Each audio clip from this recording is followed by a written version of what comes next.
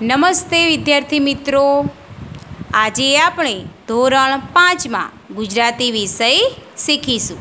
તમારી પાસે ગુજરાતીનું પાઠ્યપુસ્તક તો હશે જ બાળકો, તો બધા પોતાની પાસે ગુજરાતીનું પાઠ્યપુસ્તક, નોટબુક, પેન્સિલ, રબર આ બધું સાથે લઈને બેસજો બાળકો।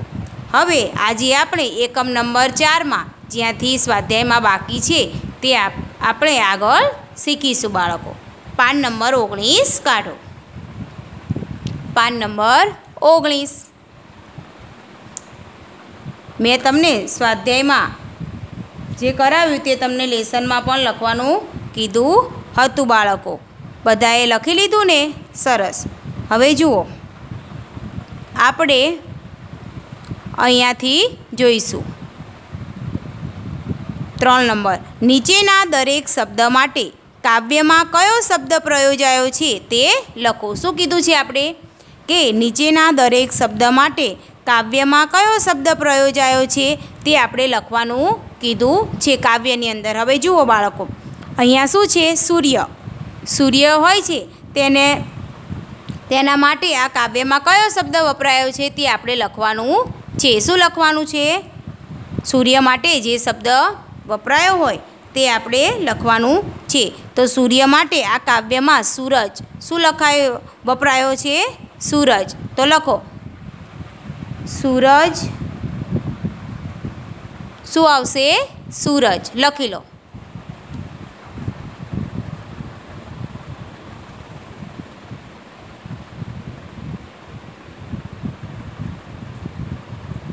ચલો, લખાઈ ગયું ને બાળકો? સરસ। પછી બીજું પવન। કયો શબ્દ છે? પવન। તો પવન માટે કાવ્યમાં સમીર શબ્દ પ્રયોજાયો છે।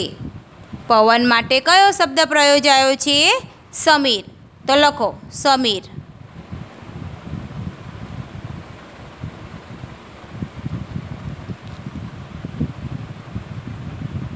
સમીર। પછી ચલો, આ પહેલાં સૂર્ય એટલે સૂરજ અહીંયા તમે લખી લો ખાનામાં। પછી પવન એટલે સમીર। અને પ્રભુ, પ્રભુ માટે કયો શબ્દ પ્રયોજાયેલો છે બાળકો? વિભુ। કયો? વિભુ। તો ચલો વિભુ લખી લો।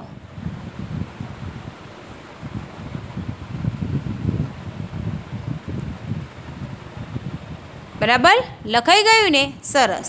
હવે આપણે આગળ જોઈએ જંગલ। જંગલ માટે આ કાવ્યમાં વન શબ્દ પ્રયોજાયેલો છે। તો જંગલ એટલે વન, અહીંયા લખો વન।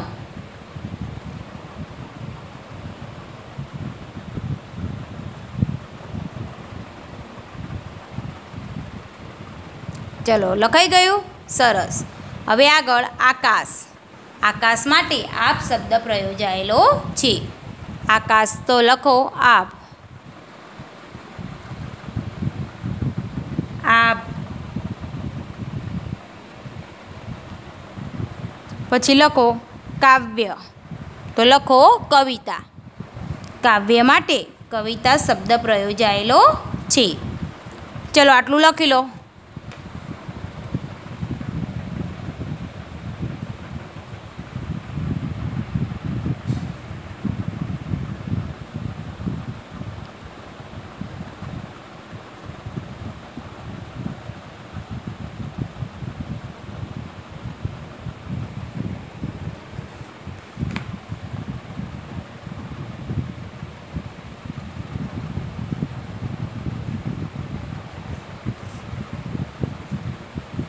ચલો, લખાઈ ગયું બાળકો?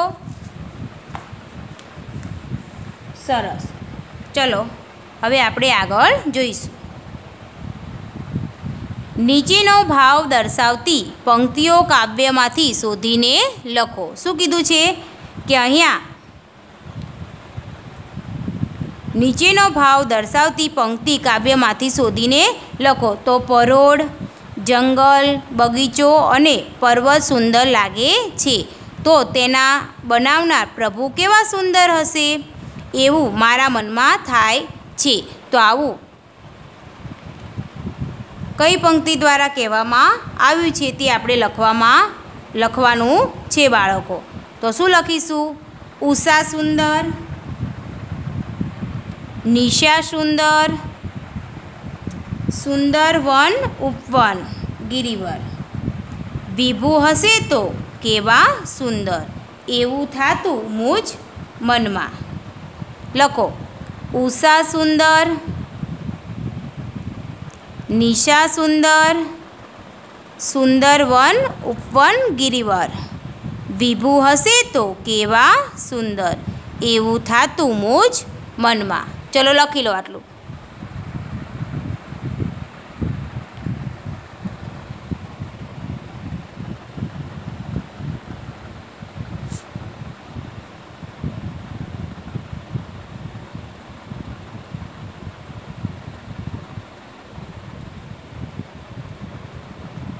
ચલો લખાઈ ગયું બાળકો? સરસ. હવે આગળ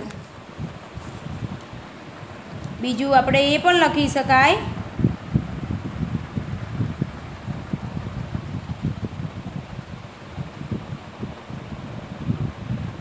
ચલો લખાઈ ગયું? સરસ. હવે આગળ જોઈએ 20 number. PAN number 20. PAN number 20 કાઢો બાળકો. નીચેના શબ્દો ઉચ્ચારણની ચોકસાઈ સાથે મોટેથી બોલો અને લખો. અહીંયા જે શબ્દો આપ્યા છે બાળકો તે આપણે સરસ રીતે ઉચ્ચારણની ચોકસાઈ સાથે મોટેથી બોલીશું અને પછી લખવાના છે. પહેલાં હું તમને બોલાવું તે રીતે તમારે બોલવાના છે. ચલો સૂરજ, સૂરજ બોલો સૂરજ, સરિતા, સરિતા, સરિતા, સરોવર, સરોવર, નિશા, નિશા, સમીર, સમીર, શાંત, શાંત, આશા, આશા, વિશાળ, વિશાળ, ચંદ્ર, ચંદ્ર, માછલી, માછલી. હવે એકવાર ફરીવાર જોઈ લઈએ. સૂરજ, સરસ, સરિતા, સરિતા, સરોવર, સરોવર, નિશા, સમીર, શાંત, આશા, વિશાળ, ચંદ્ર, માછલી. બરાબર? સરસ. હવે લખવાનું આપણે અહીંયા જે આપ્યા છે આપણે મોટેથી બોલી લીધા. હવે અહીંયા લખવાના છે. લખો સૂરજ,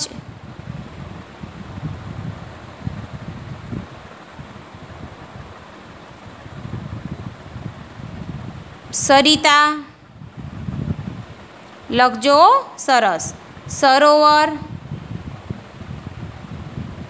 નિશા, સમીર, શાંત, આશા, વિશાળ, ચંદ્ર, માછલી. બરાબર? લખાઈ ગયું? સરસ.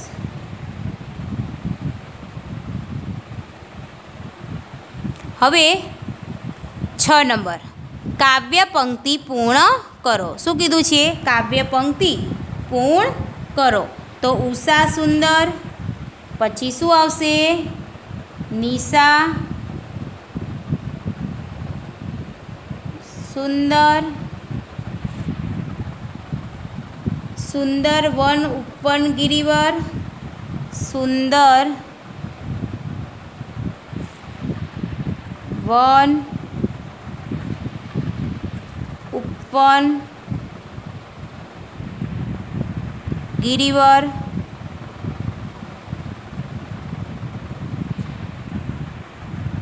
વિભુ હશે તો કેવા સુંદર, વિભુ, વિભુ હશે તો કેવા સુંદર, એવું થાતું મુજ મનમાં, એવું થાતું મુજ મનમાં।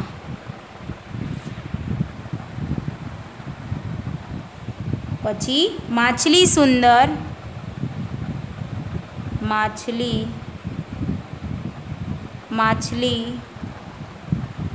સુંદર, પંખી સુંદર,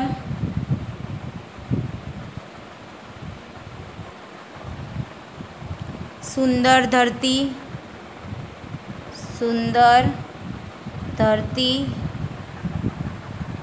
શાંત સમીર,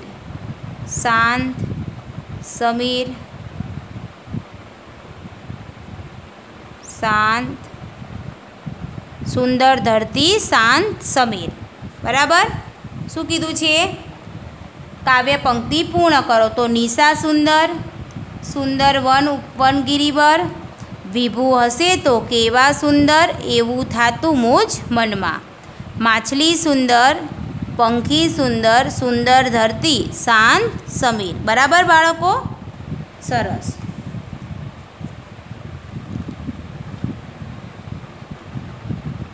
ચલો આટલું લખી લો।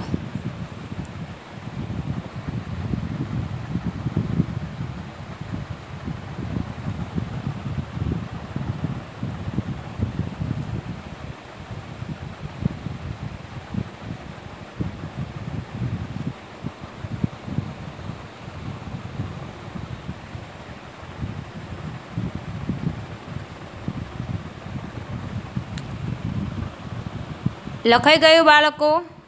સરસ। હવે જુઓ નંબર 7, નીચે આપેલા શબ્દોને શબ્દકોશના ક્રમમાં લખો। શું કીધું છે? જે શબ્દકોશમાં ક્રમ હોય છે બાળકો, ક ક ખ ગ એ પ્રમાણે એ રીતે બીજો શબ્દકોશના ક્રમમાં જે સૌથી પહેલાં આવે અ આ ઈ ઉ, બરાબર? એ રીતે આપણે અહીંયા કયો શબ્દ આવે પહેલાં એ પ્રમાણે લખવાનું છે। તો જુઓ નિશા, પંખી, ઉપવન, ગિરિવર, માછલી અને ધરતી। તો આમાંથી સૌથી પહેલાં શું આવશે? ઉપવન। તો લખો ઉપવન, પછી ગિરિવર,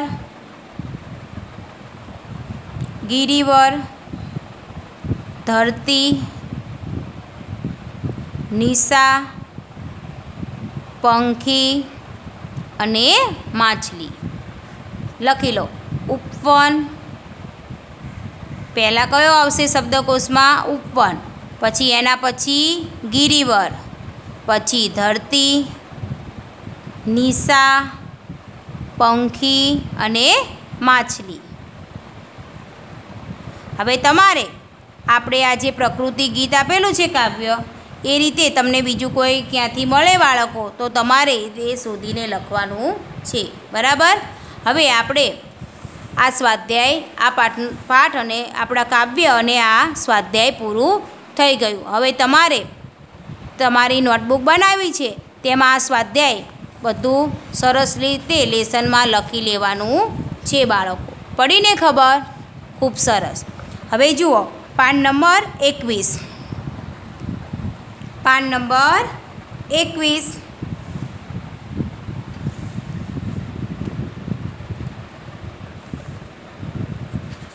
પાન નંબર 21 કાઢો બાળકો।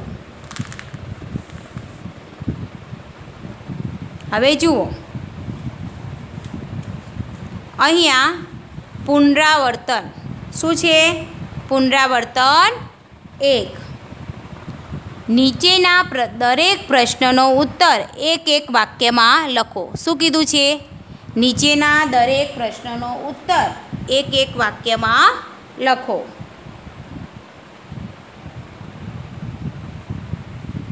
પહેલો પ્રશ્ન, ઈશ્વર ક્યાં રમી રહ્યો છે? પહેલો પ્રશ્ન શું છે? ઈશ્વર ક્યાં રમી રહ્યો છે? તો ઈશ્વર મેઘધનુષના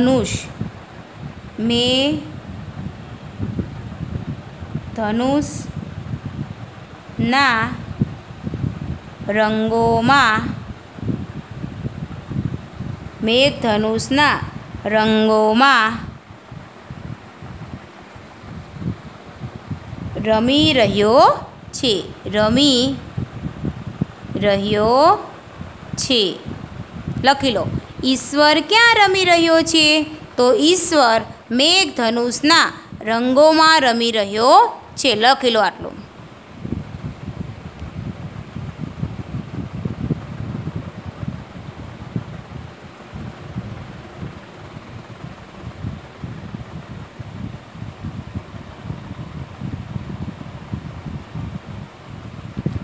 ચલો હવે આગળ. ઈશ્વર કયા સ્વરૂપે સોગાદ આપે છે? તો ઈશ્વર ફૂલોના રંગ અને સુગંધ રૂપે સોગાદ આપે છે. લખી લો. ઈશ્વર કયા સ્વરૂપે સોગાદ આપે છે? તો ઈશ્વર ફૂલોના રંગ અને સુગંધ રૂપે સોગાદ આપે છે.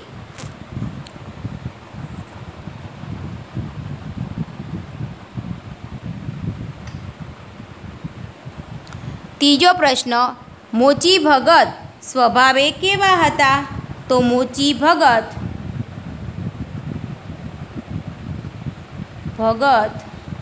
સ્વભાવે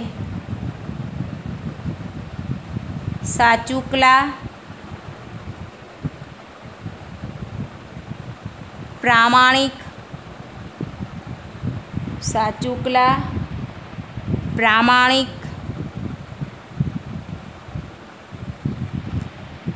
અને સંતોષી હતા. બરાબર. ચલો લખી લો. મોચી ભગત સ્વભાવે કેવા હતા? તો મોચી ભગત સ્વભાવે સાચુકલા, પ્રામાણિક અને સંતોષી હતા.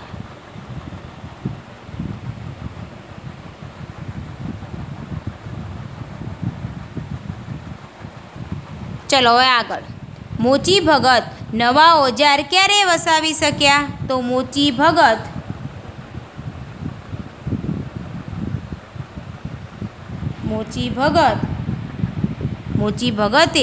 12 મહિના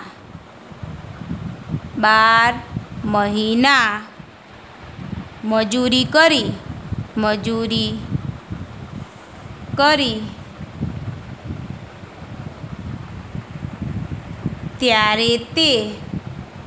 ત્યારે તે નવા ઓજાર વસાવી શક્યા. ચલો લખી લો. મોચી ભગતે 12 મહિના મજૂરી કરી ત્યારે તે નવા ઓજાર વસાવી શક્યા.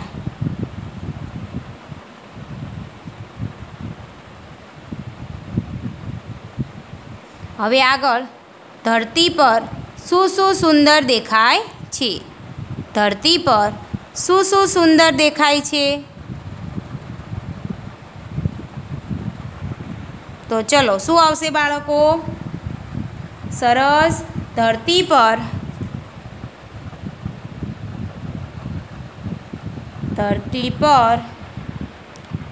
સરિતા અને સરોવર,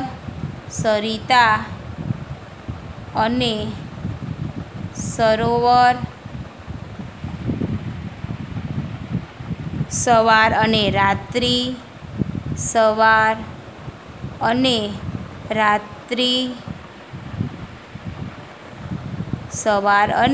રાત્રિ, વન અને ઉપવન,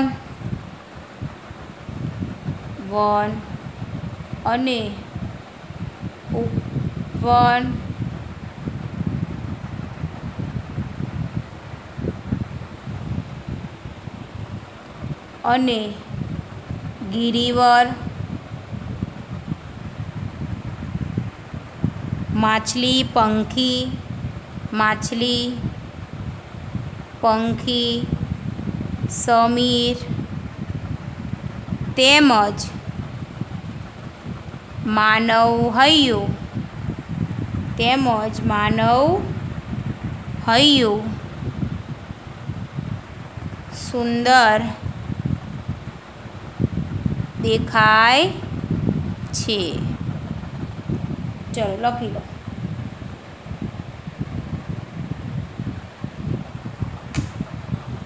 ચલો લખી લો બાળકો.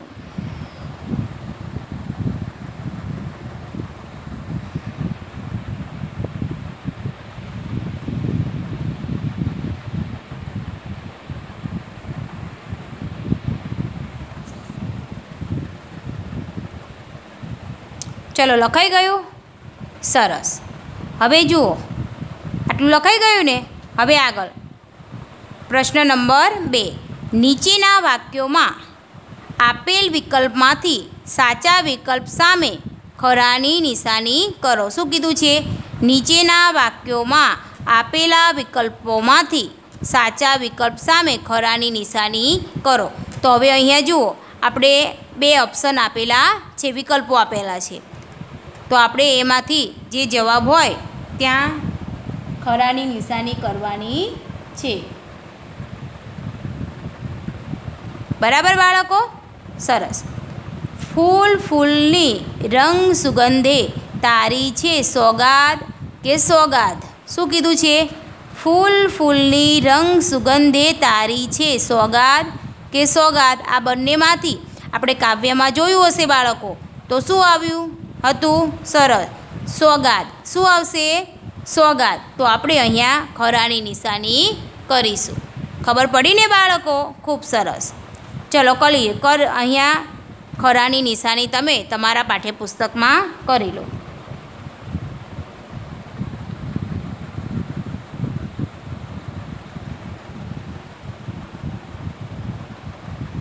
હવે જુઓ, ત્રાડને લાડની સાથે મોરપીંછનો સૂર શૂર. ત્રાડને લાડની સાથે મોરપીંછનો સૂર શૂર. બરાબર. હવે આ બેમાંથી શું આવશે? તો આ આવશે. બરાબર. તો આપણે અહીંયા ખરાની નિશાની કરીશું. કરી લો.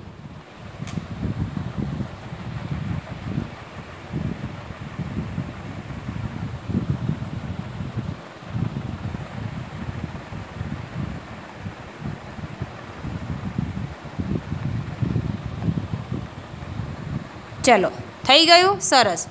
લાવને જરા મોચીને ત્યાં આંટો મારું. હવે આમાંથી આંટો આવશે કે આંટો? સરસ. તો આ આવશે. તો અહીંયા આપણે ખરાની નિશાની કરીશું બાળકો.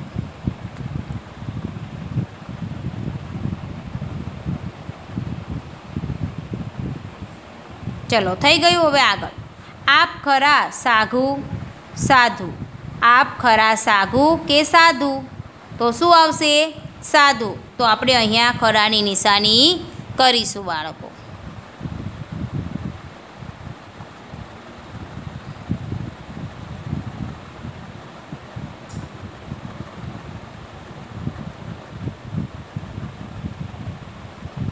ચલો હવે આગળ.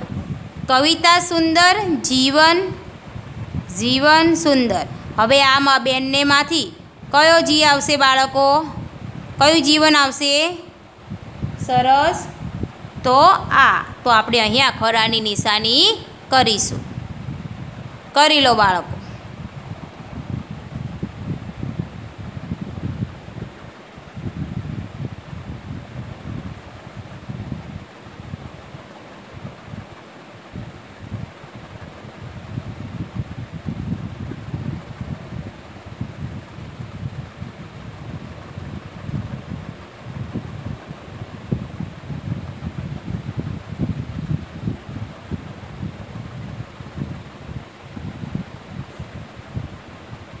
ચલો થઈ ગયું બાળકો? સરસ.